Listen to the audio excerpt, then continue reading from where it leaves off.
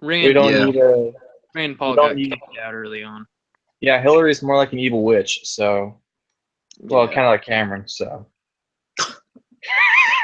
I mean, it's a pretty shitty choice for this election because you either have this one flaming, piece of garbage, and then you have, okay, so I mean, I hear what you're saying about like individualism versus collectivism, but I don't feel yeah. like collectivism is inherently authoritarian. Oh, it's I, not. I, It's not always like just you kill everyone to get there. It's a lot of the times fairly peaceful. But right. All the cover-ups they have. I think just like the collectivist mindset. I mean, just look at Lucan. He's pretty much willing to kill anyone over his belief that I mean, he's pretty much willing to kill anyone. I would assume he's willing to kill anyone if they stood in the way of the vanguard. So, Well, I mean, it all comes back to that one basic assumption, which is, whatever is good for the party, whatever is good for the state, is good for the people. And that's a very dangerous assumption to make because that's also the same assumption that the Nazis made. Whatever was good for the state was good for everyone else. So, I mean, but going back to what you said about individualism versus collectivism, I mean, in that same regard, you can call Reagan a collectivist. You can call Richard Nixon a collectivist because these are the guys who made drug policies. These are the guys who started the drug war. Aren't they the ones So good responsible of for the everyone. Vietnam War as well? Cameron, do you think he was actually responsible for like sending more and more troops to Vietnam? That's when they had to like limit Richard the president's Nixon? powers. Richard Nixon? Yeah. Yes, I kind of do think that because he he messed up our relations with the North Vietnamese who were actually negotiating peace. But in order for him to win the election, he tried to sabotage that kind of deal. He tried to sabotage our peace deal with the North Vietnamese, and in doing so, he extended the war, which gave him more time to push his narrative about his policy towards the war. So in a way, yes, he basically did make us send more troops in, especially after the Tet Offensive, which happened in 1968. Once that happened, people were scared into accepting his policy, and that's why they voted for him. At least that's what I think. I mean, I wasn't there, obviously. None of us were, but Yeah, right. So at least he quit because he was the well, what's the word for it? He's a coward. coward. Well, he doesn't want to get fucking prosecuted, so that's why he stepped down from government. Well, he didn't have the balls to stand up for anybody. So, I mean, I don't know. our current president right now doesn't have the balls to go to war. Doesn't have the balls to go against the Syrian government. he won't do it because of public opinion of the war in Afghanistan right now, or just public opinion of our involvement in Afghanistan and all. We shouldn't be in the Middle East. No, we shouldn't. Yeah, I know. But if we withdraw our troops from the Middle East, we'll just let the Russians handle it. That'll be their problem now. They already tried that in the '80s, and they got destroyed a little bit worse than we did, but mostly because we funded them. Well, it's a good thing we're allies with Afghanistan, which is a good thing. I mean, the whole conflict is kind of fucked. I mean, it's ironic because when the Soviets went back in there in the 80s, they went back into Afghanistan. Late 70s, 79. But they went in there, and we supplied the rebels, the Mujahideen, we supplied them with Soviet armory. And we also gave them, shit to shoot down helicopters and to take out tanks with. So we sent them this stuff, right? And then, a lot of these guys that were from Afghanistan, like we took in a lot of refugees from Afghanistan during that time. And the people who we brought in, some of them are the fathers of, homegrown American terrorists. It's really funny because we see these people who are living in Afghanistan and, like we're like, because the whole conflict is we're against communism, right? Mhm. Well, so was the Mujahideen. They were against communism. They thought communism was this godless statist ideology that seek to destroy them.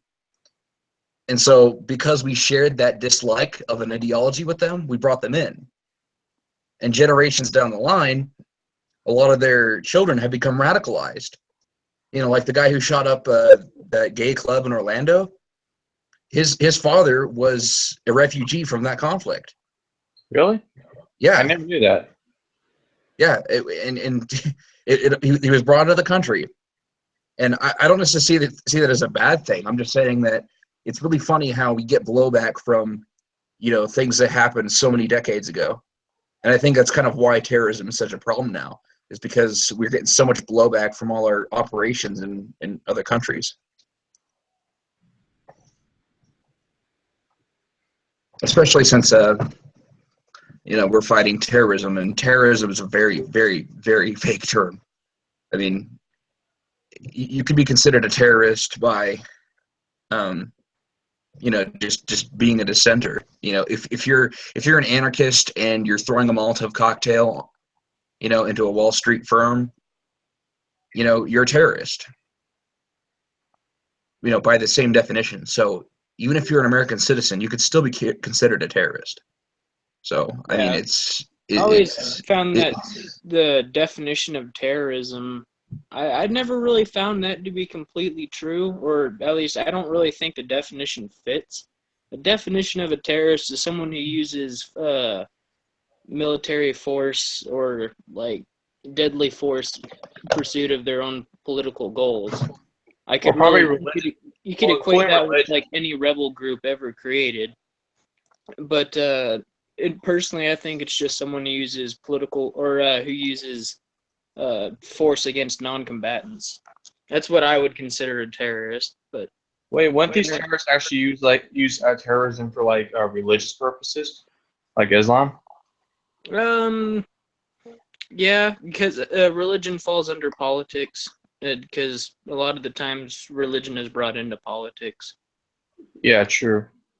especially Islam. I feel like Islam is Like like it influences their entire way of life. right, right. I mean, Islam itself has its own judicial law, Sharia law. So I mean, any government that has a judicial branch, it can basically be co-opted by that religious law, Sharia law. That's what happened in Iran in the late 70s, when the Islamic Revolution took place. They killed the secularists. They killed anybody who wanted regular democracy, and they instituted Sharia law, and that's what they run the country on. So I mean, Islam is basically a political ideology. It's not entirely a religious thing anymore. It's grown past that stage at this point. It's kind of like how Christianity was a political force in medieval Europe. Same kind of thing. Hmm. You're judged by God's law, bitch. Yeah, Yeah, good point. I like everything we're saying right now, but I'll be back in like 2 minutes. My mom just got off work and she's gonna get irritated if I don't come say hi. So I'll be right back. All right. Okay, that's perfectly fine, man. Good luck. But yeah, I mean, I don't know, man. Islam is no longer just a religion anymore. Well, It's look at Christianity. You know about the U.S. Constitution? It's based on religion. So Christianity is beyond the religious point at this point because we have we have religious we have Christianity in our politics almost all the time. I mean, look at the Democrats, look at the Republicans. They talk about this stuff almost all the time. yeah. I I mean, mean, any form of government, it's going to have basically going to have a religious background no matter what. I guess you could say that. I mean, our Constitution, I wouldn't say it's like founded on Christianity per se, but it is definitely founded on, it's founded upon, Christian, I wouldn't say Christian, but God-like principles, because it says in the Constitution, that, well, is that the Constitution or is it the Declaration? Either one of those. It says that, people are endowed with unalienable rights by the Creator. I think You that's know, the Declaration of Independence. okay, is it? It probably is, yeah. But I mean, that kind of philosophy, that our rights are endowed to us by a Creator. It's a religious principle. So it serves as the foundation, I guess you could say, for our the way things are. But I don't even think that's really true, though. I mean, our rights are given to us by our government. Whoever is in power is going to give you your rights. They're going to tell you what you can and can't do. And luckily here in the States, we have a lot that we can do and very little that we can't do. So, I mean, luckily that, it turned out that way. But, I mean, governments can tell you what your rights are. I don't think I mean, as philosophy, they believe that, your God gave you your rights and that governments are there to protect your rights, which is a very interesting concept because it gives your form of government, it gives your way of looking at things a divine sense. Yeah. The government is divine in that manner. It protects your divinely inspired rights. So I feel like in principle it's religious, but I don't feel like it has any real meaning because the government itself is going to tell you what you can and can't do. So I don't really think it's Especially based on that. especially when we have big government.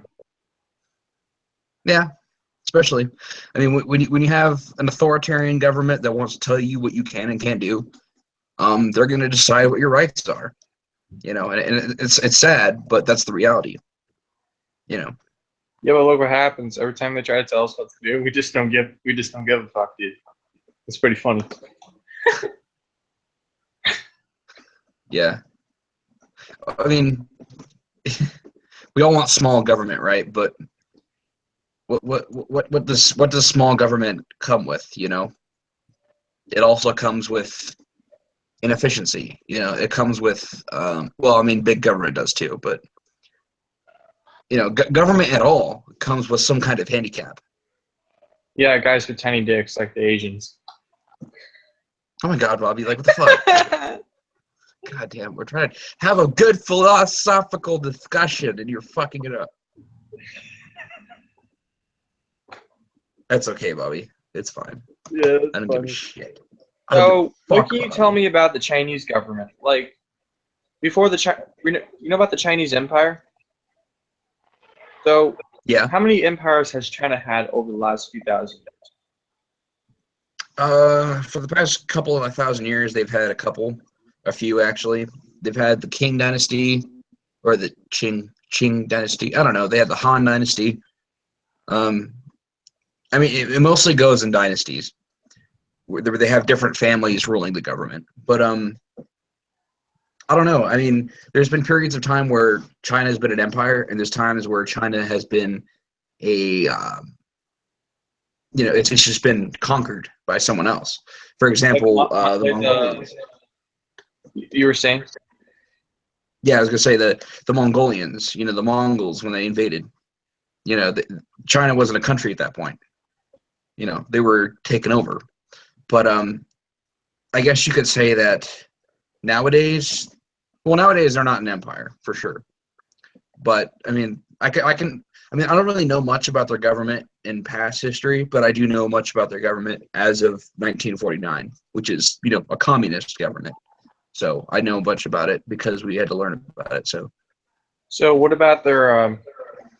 So, you know what? The Chinese Empire actually existed until the beginning of World War II, when the China, the last Chinese emperor. Yeah. You know about the first leader of the Chinese Communist Party? The dictator of China. He actually, Mao Zedong. yeah, he actually respected the emperor. I Yeah. mean, he actually the Chinese emperor was actually still alive when the country went into the Civil War. Yeah. Well, maybe he was seen as a relic of the old world, and he was kept alive for that reason. or at the same time, Mao Zedong kind of co-opted his position, in power. Mao Zedong became basically the emperor. He became the leader of the Communist Party. So he held all power, basically. He's a totalitarian. So what did happen to China? What did happen to the Chinese royal family? I'm not sure. Maybe they were killed. I have no clue. Here, let me look it up. Okay. I mean, China now is a very interesting discussion because China has moved away from a socialist planned economy. They moved away from that, and they're moving more towards like a free market economy, which is pretty interesting because they've tried to maintain their same ideology. They're trying to maintain their government control, but at the same time, they've been able to transition their economy. Who are we talking about? We're talking about China, communist Okay, China. so crap then. So we're talking about.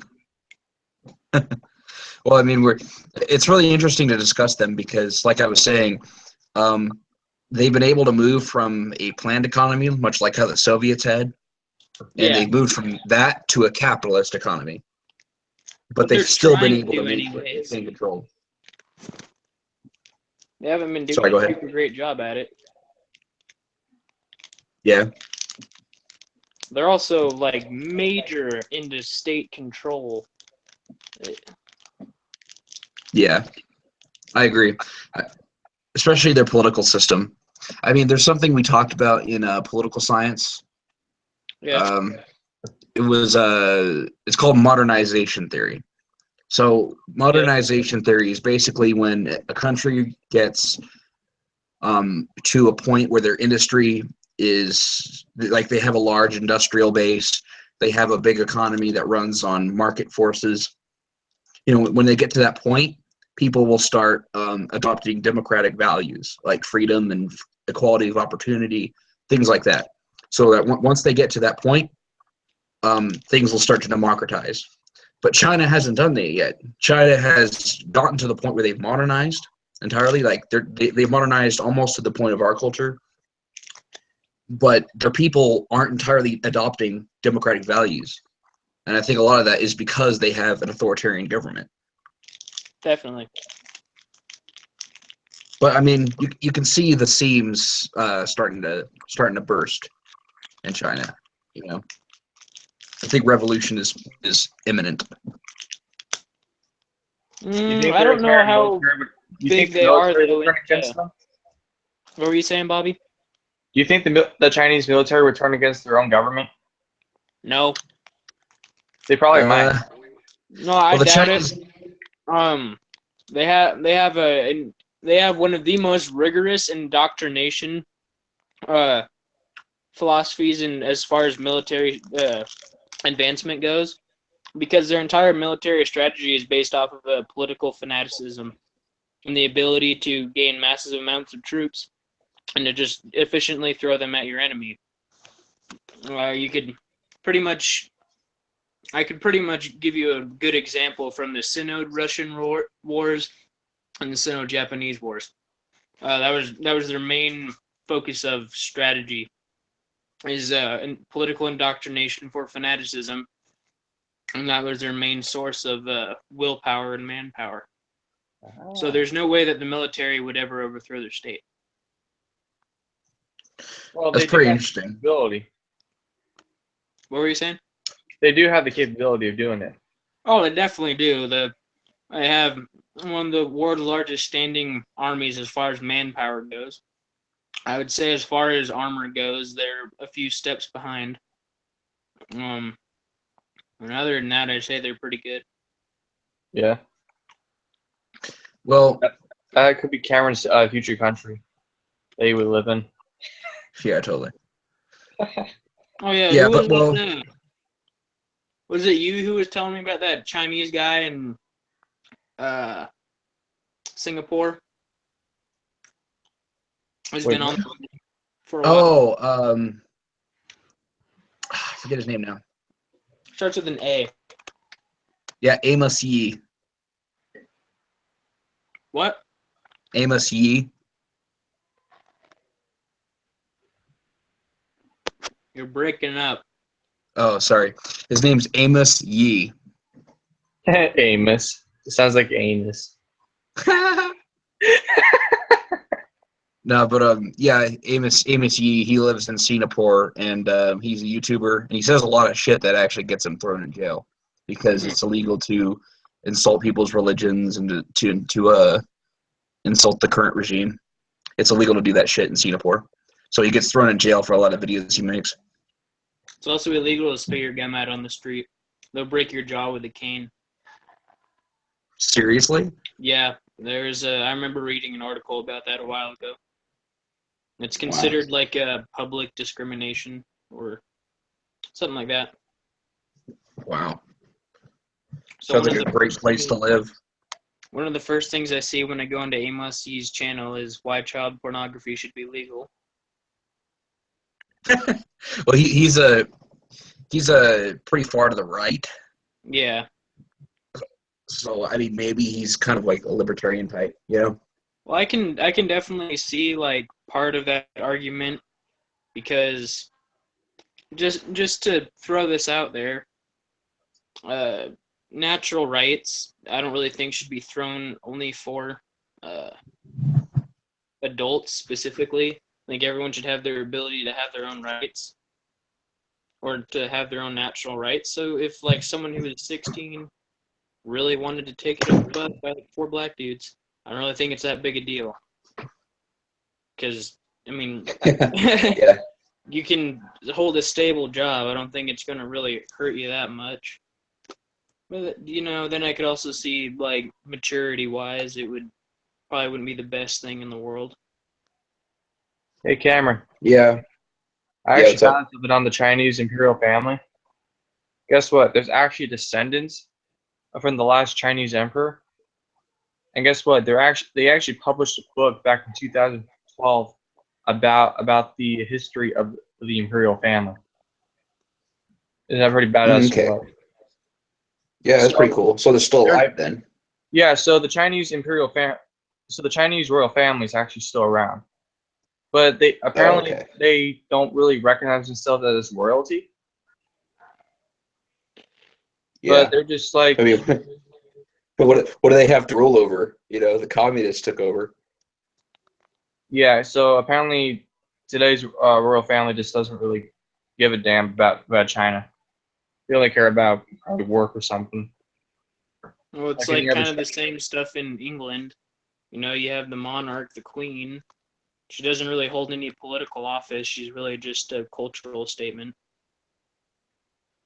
Basically. I mean, she does serve as head of state, but it's not like how the president is head of state, you know? Yeah. But anyways, back to what we're talking about. Like you becoming a fat ass. Yeah. No, it was something Braden, you fuck. Forget. Damn it, I forgot now. I was gonna say something, but I forgot. Fuck you, Bobby. But anyways, like I was gonna talk about the party, the Communist Party. The military in China is beholden not to the Chinese government itself, but to the Chinese Communist Party. So, the party itself is the one who calls the shots for the military, basically. Mm-hmm. So it's not so it's not like the commander in chief, like our president. Well, whoever's commander in chief of the party, you know, whoever's the head of the party, they're the ones who make that decision. They're the ones who get to decide who gets to be part of the party, who doesn't, where the military goes, what they do. So I guess you could probably consider that like a telltale sign that they're very communist just by their name, the People's Liberation Army. Sounds pretty proletariat. yeah. Yeah, I mean, I really do like the intent of a lot of these communist groups. I really do. I really would like to see an egalitarian society where the worker can have leisure time as well as have, the ability to go to different jobs and do different things. I really would like to see that, but I don't think taking state power and trying to enforce that on everyone is going to work. I just don't see how that works, because every time you do that, you're going to have people who get in power and who are going to be able to centralize that same party structure, and they're going to be able to make it a totalitarian regime. That's what Stalin did. Stalin held two positions in the very top of his hierarchy. He was the head of the Secretariat, and he was the head of the Politburo.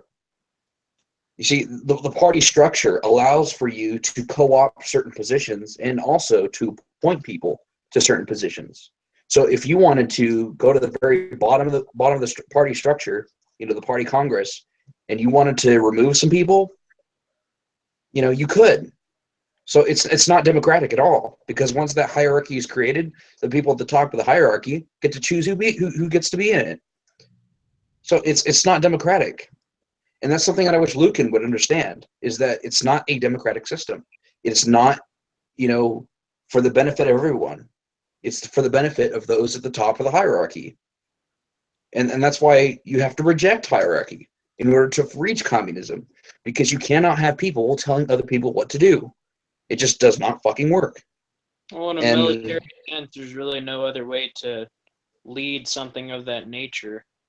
To be very straight with you, an army consisting of completely free individuals, or just say people who command themselves into different, you're not going to accomplish anything. You're going to get conflicting strategies, conflicting tactics.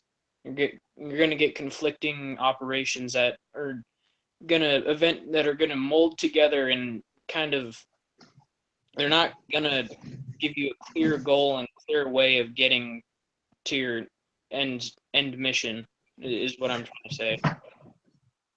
Well, are you saying that in respect to anarchism? I'm saying it just in the sense of how the Vanguard Party works and its relation into communism. There's no other way to lead a military stature like the Vanguard Party, or like the Vanguard, whatever the hell they are. I assume they're fairly militant, aren't they?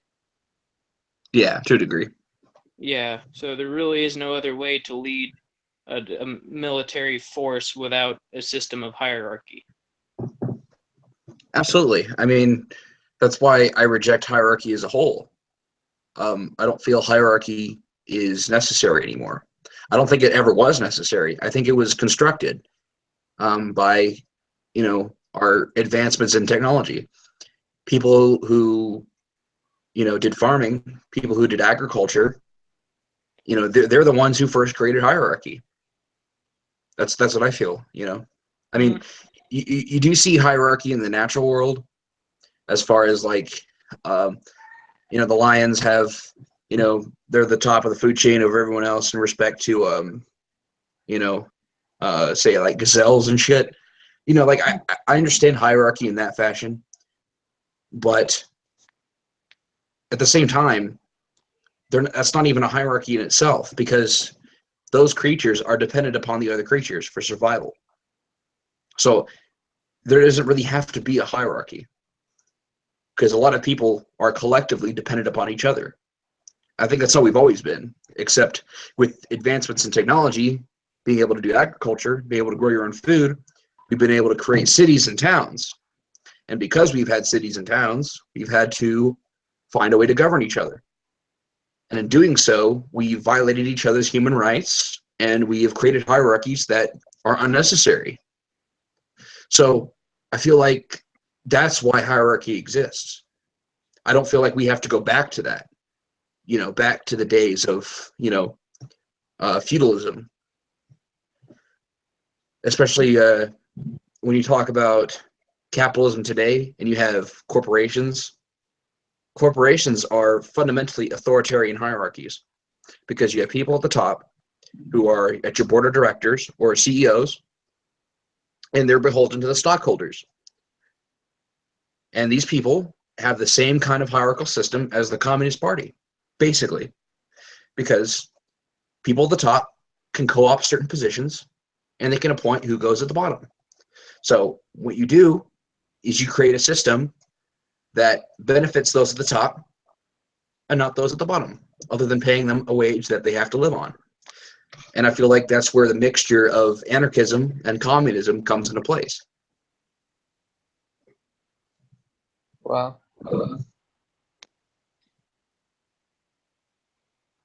I never knew that. I talk to this shit about you.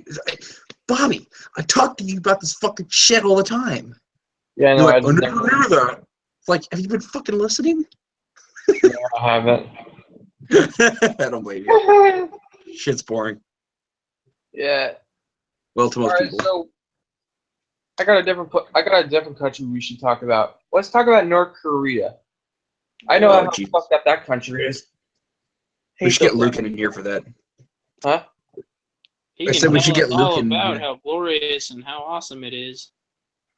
Hey, Yeah. North Korea is fighting against U.S. imperialism. It's fine. Pretty much almost any sort of secular regime can say they're fighting against imperialism of any nature. Oh, of course. That's I think why a lot of he's people. a freaking psychopath. He's a fat guy with a tiny dick. In all fairness, though, I kind of want to, I just kind of want to see what their news normally says.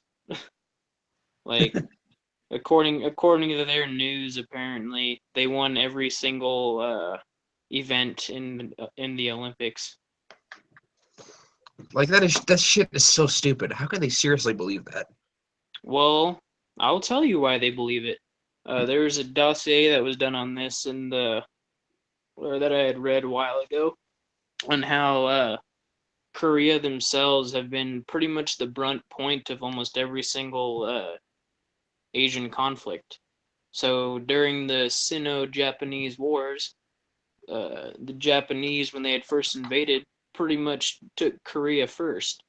And the people who had generally led the militaries, who had led the groups against them, were of the I'm blanking on the dictator's name. What's his name? Kim Il-sung? Yeah, Okay. or Kim Jong-il, something like that, or Kim Jong. Yeah, it's Kim Jong-il. Kim Jong-un was the last one, I'm pretty sure. But their entire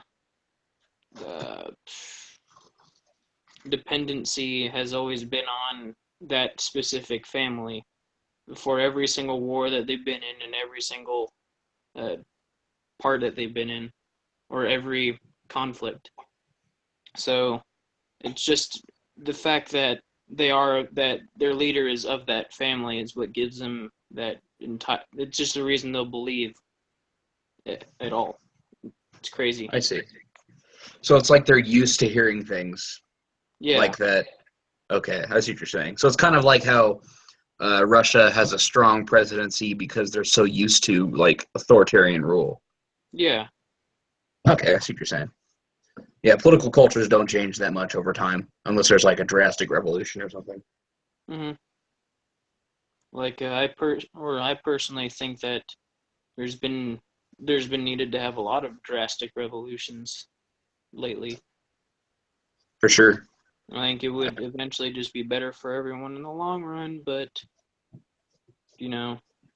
some stupid crap about unity, blah blah blah.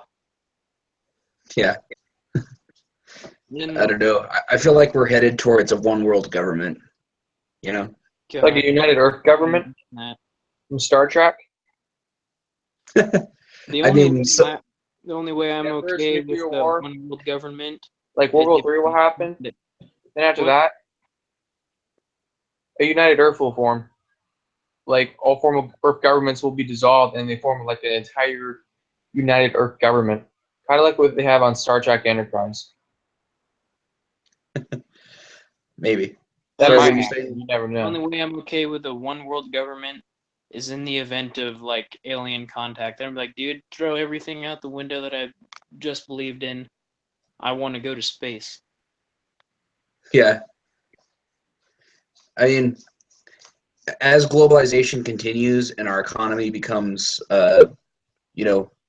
more like a global interdependent economy, like a single global economy, Yeah. as time goes on, I feel like the only way they'll be able to facilitate that trade is by having a single sovereign government, Hmm.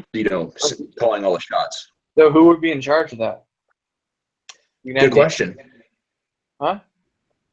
That's a good question. I mean, Remember that would it system be a of government? democratic government? Remember that system of government that I told you about the other day that I had I think so, yeah. contemplated for a little while? I would picture it Yeah. something like that. Yeah.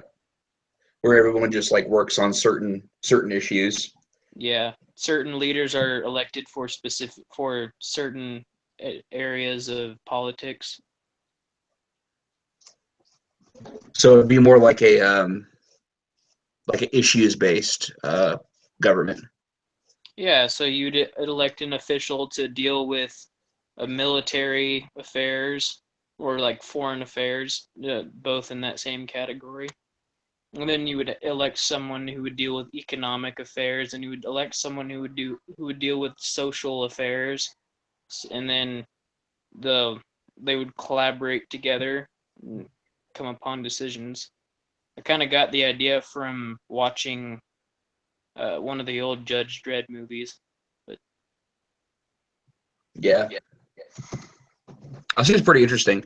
I mean, I would totally love to see, even just in our states, I would like to see an issue based government where we, the government is elected based not on parties or political ideology, but based rather on, issues where they just solve the issues at hand using whatever resources they have available and not taking into account, what the political, you know, consensus is, rather than just taking practical solutions to these problems. yeah,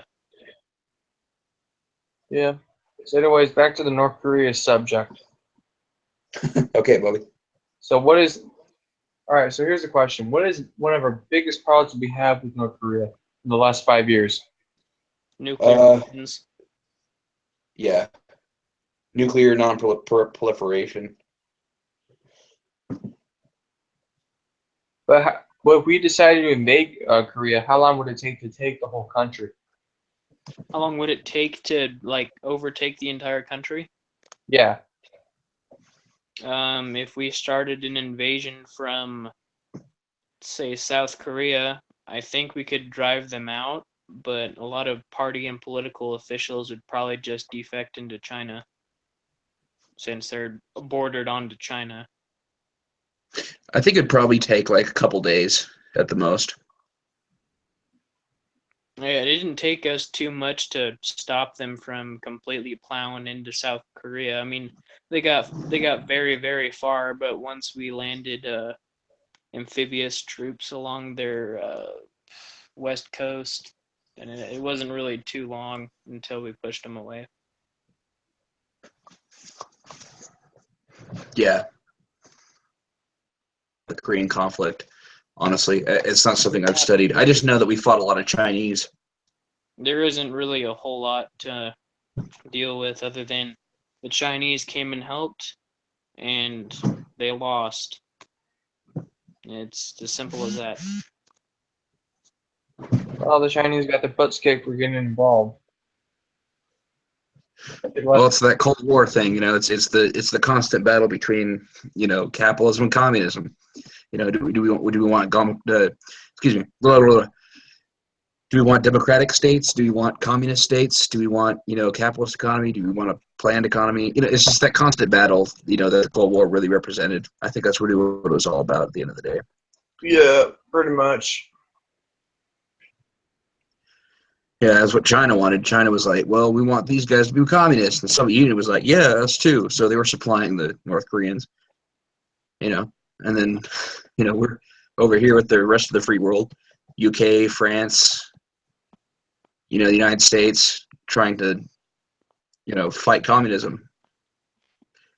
And it just never works out because we get this false dichotomy, North versus South Korea, when really they share the same language, same culture.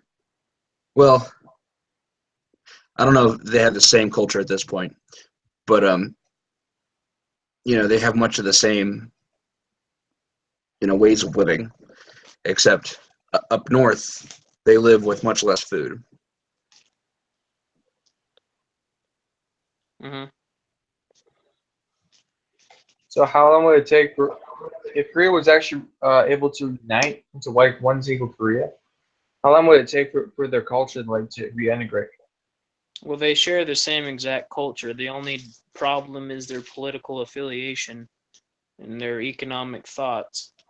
Uh, I guess we could probably say that South Korea thinks a little bit more capitalistic and individualistic just because of our intervention back in the 50s. But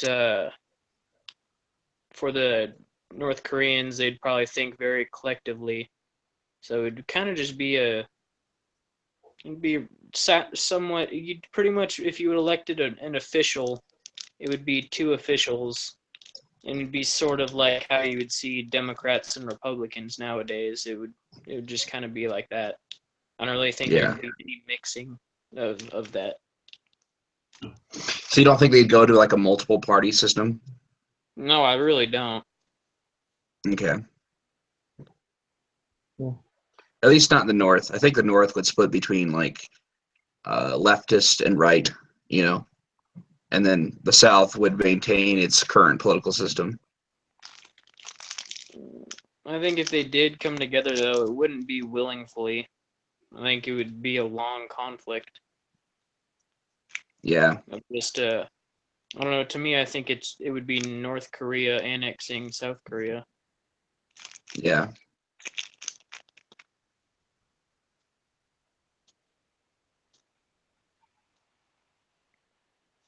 Hey. So,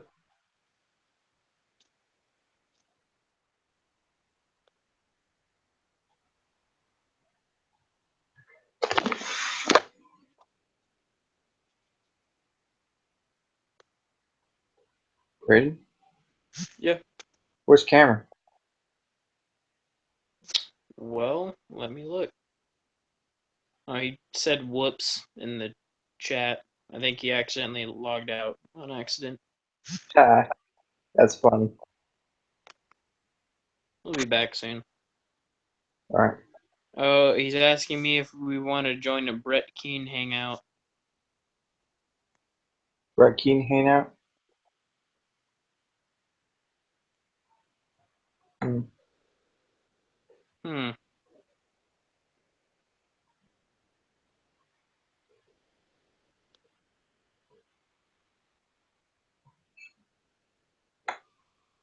I don't know how to get on there. I'm telling him to send the link to you too. Okay.